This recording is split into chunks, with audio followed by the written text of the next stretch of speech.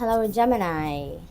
Sun, Moon, Rising, and Venus signs. Kamusta kayo? Sana po nasa mabuti kayong kalagayan. Welcome back po sa Star Tarot. Kung bago kayo dito, welcome din kayo. Thank you for your support.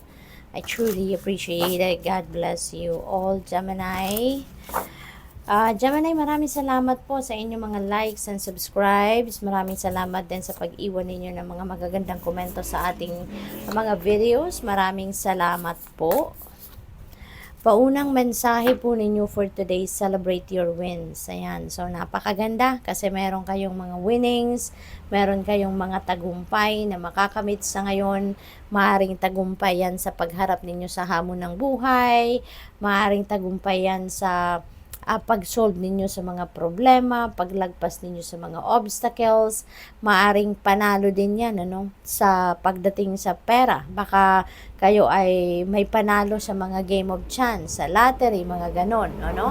And you are entitled to celebrate it. Kaya ayun, maging masaya, have fun, and importante, wag na wag din kayong makakalimot na magpasalamat sa Panginoon for all the blessings. You are light. Okay? You are light. Itong paalala sa inyo ng Divine Universe sa ngayon. Kasi kayo siguro ngayon, ito yung yung parang mission ninyo sa ngayon, no? That you are going to serve as also the beacon for others. You are also going siguro to inspire other people sa paligid ninyo. Ikaw yung magsisilbi nilang liwanag para mahanap din nila, magabayan din sila at mahanap nila yung sarili din nilang liwanag. Siguro kayo, isa kayong magaling magbigay ng counsel, magaling magbigay ng advice, magaling magbigay ng gabay, inspirasyon sa ibang tao. So maaaring ganun kayo, no? Gemini. Nourish the sacred feminine. Now is the time, Gemini, for you to use your intuition. This is the time para magmuni-muni, magnilay-nilay, 'di ba? Now is the time to plant seeds. Kumbaga, sa kung ano man yung mga gusto ninyong mangyari in the future, or kung ano man yung mga intentions ninyo, no? Now is the time for you to start planting seeds towards that. No? Gamitin ninyo yung gabay ng Panginoon sa inyo sa ngayon kung paano ninyo to gagawin, how you're going to navigate your plans, no, sa buhay. Sundin ninyo ngayon ang iyong intuition kasi malakas ngayon ang inyong radar, no? So take advantage of that. Pakinggan ninyo at sundin ninyo ito. Your next message is bliss is worth creating from. Ayan. With this, Gemini, sinasabi rito na you are on the road to happiness. Talaga. 'Di ba? Kasi bliss attracts bliss. Ganon ang law of attraction, hindi ba? Kung ano yung energy na nilalabas natin into the universe, yun yung ibabalik sa atin. Kaya if you are going to choose love, 'di ba? Love will also come towards you. If you are going to choose to be happy, to be blissful, yun din ang maa-attract ninyo. Yan sa buhay ninyo, maraming bagay that will make your heart sing ang dadating. Maraming bagay ang maa-attract ninyo, opportunities na magpapasaya sa'yo. Kaya feels like to me na you are on the road to happiness kasi maybe you are really going to choose happiness. You are going to decide to choose to be happy. Kaya yun din ang mga bagay na magagawa mo ngayon, kung ano yung ikakasaya mo, kung ano yung ikakaganda ng inyong pakiramdam, 'di ba? So good luck sa iyo. Tingnan natin kung ano pa ang mga messages for you today.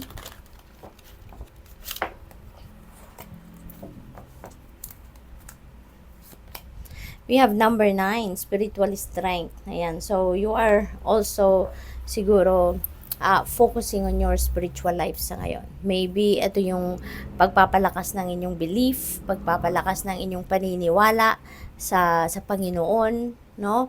Pagko-connect ninyo muli sa Panginoon, pagko-connect ninyo sa inyong spirit team, sa inyong mga angels, sa spirit guides, no? Yung mga ganon. So, what else? We have 20 truth. Ayan, so this is your own truth. No? This is your own truth na maaring ilalabas mo na sa ngayon. Maaring ngayon, you are really going to recognize your own truth, kung ano kayo, kung anong meron kayo, anong mga kakayanin ninyo, ano yung mga iniisip ninyo, ano yung damdamin ninyo. Kung dati siguro, di ba, you are hiding your own truth, you are hiding yourself. Pero ngayon, no, siguro maglalakas ng loob na kayo at you are going to start to become authentic, no? Hindi lang sa sarili ninyo, kundi pati na rin sa ibang tao. Kaya this is good, no, na mayroon kayong realizations na ganito. We have number 1, triumphant success. Ayan, so this is tagumpay, no? Celebrate your wins energy. So this one is a triumphant and success energy. So talagang meron kayong isi-celebrate. Now, this is something na pinagdaanan ninyong mahirap at ngayon you manage to succeed over that, you manage to win, no? Dito sa sitwasyon na to. Kaya Gemini, maaaring isa itong challenging situation pinagdaanan ninyo sa buhay, depende sa inyong sitwasyon. Ano dito yung parang magkakaroon kayo marireceive na ninyo yung trophy, kumbaga, sa hard work na ginawa ninyo, 'di ba, sa hirap na nalagpasan ninyo, na pinagdaanan ninyo, deserve ninyo na i-celebrate ang success na ito. Kaya napakaganda. Magbubukas ito ng bagong pinto sa buhay ninyo. You are going to start a new beginning sa buhay ninyo, depende sa kung ano mang parte ng buhay ninyo tong pinagtagumpayan ninyo. But definitely, this is something na nahirapan kayo. But you were able to manage to rise above that situation. Kaya isang malaking tagumpay ito para sa'yo. You're going to be very proud of yourself.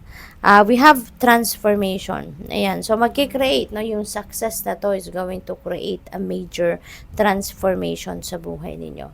Isa itong malaking pagbabago, no, na mangyayari sa buhay ninyo dahil dito sa success na ito. Kaya kailangang handa lang kayo for anything, you know, because 'di ba, pag may pagbabago, it is exciting because parang nagkakaroon ng bagong bihis or nagkakaroon ng bagong mukha, no, yung buhay ninyo.